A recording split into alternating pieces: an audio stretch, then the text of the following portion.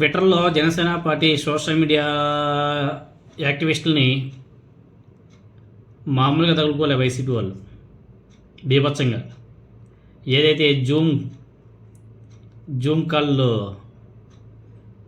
అమ్ముడుపోయారో అవన్నీ కూడా లీక్ అయిపోయాయి సోషల్ మీడియాలో. ఆ ఎక్సెల్ ఫార్మేట్ మొత్తం కూడా బీభత్సంగా వైరల్ అవుతుంది.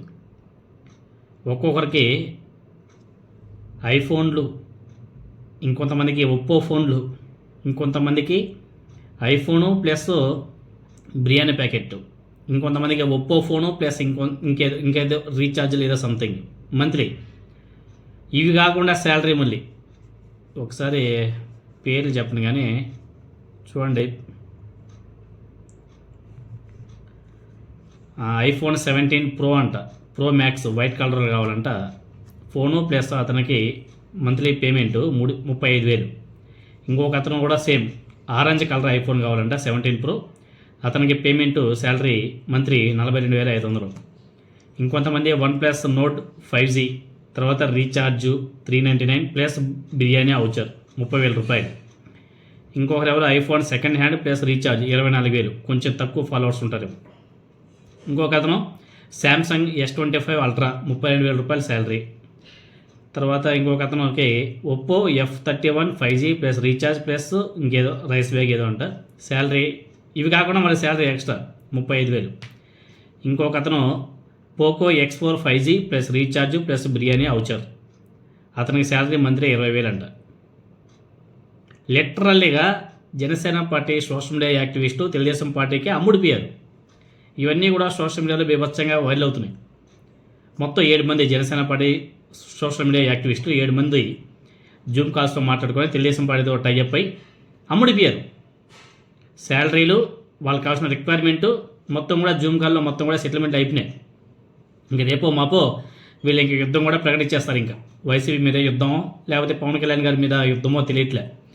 అయినా కానీ పవన్ కళ్యాణే అమ్ముడిపోయాడు, ఇంకా మేమెందుకు అమ్ముడుపోకూడదని చెప్పేసి వీళ్ళు కూడా డిసైడ్ అయ్యుకున్నారు. ఎందుకంటే పవన్ కళ్యాణ్ గారే చెప్తున్నారు కదా, ఆయన పదే చెప్తున్నాడు తెలుగుదేశం పార్టీ చేతుల్లోనే మనం పనిచేయాలా, ఆ పార్టీలోనే పనిచేయాలా, వాళ్ళే ముఖ్యమంత్రి, మనం పనిచేయాలా, కొట్టినా తిట్టినా మనం పడి ఉండాలని చెప్పేసి పవన్ కళ్యాణ్ గారు చెప్తున్నప్పుడు ఇంక ఇటువంటి వాళ్ళు అమ్ముడుపోవడంలో తప్పులేదు. పేర్లు చాలామంది ఉండాలే కానీ పేర్లు Janasena party top social media యాక్టివిస్టులు పేర్లు వదిలే మళ్ళీ ఫీల్ అవుతారు. చూస్తారు కదా, శాలరీ స్థాయికి తగ్గట్టుగా వాళ్ళ ఫాలోవర్స్ని బట్టి ఆ శాలరీస్ 35,000, 40,000, 30,000, 24,000, 30,000, 35,000, మ్యాక్సిమం బిలో 50,000. కానీ రిక్వైర్మెంట్ చూడండి, ఐఫోన్లు, ఆ ఫోన్లు, ఈ ఫోన్లు. తర్వాత వాళ్ళకి పాయింట్స్ కూడా ఇస్తారంట, ఒక్కో ట్వీట్కి పాయింట్స్ ఇస్తారు.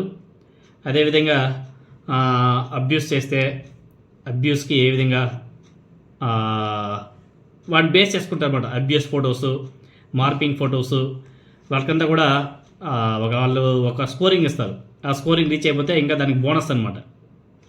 దాంట్లో జగన్మోహన్ రెడ్డి గారి క్యారెక్టర్ అసోసియేషను వాళ్ళ మెయిన్ మ్యాటరు. తర్వాత సిబిఎన్ గారి విజనరీ, అంటే వాళ్ళు గట్టిగా పొగడుతూనే ఉండాల.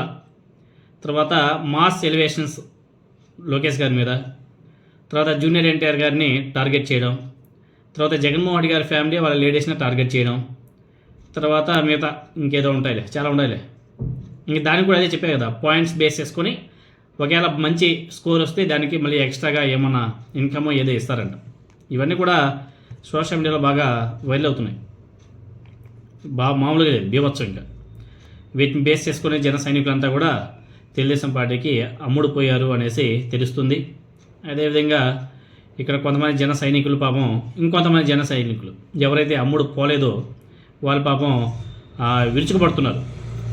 జనసేన ఎవరైతే అమ్ముడిపోయారో వాళ్ళ మీద ఫైర్ అవుతున్నారు.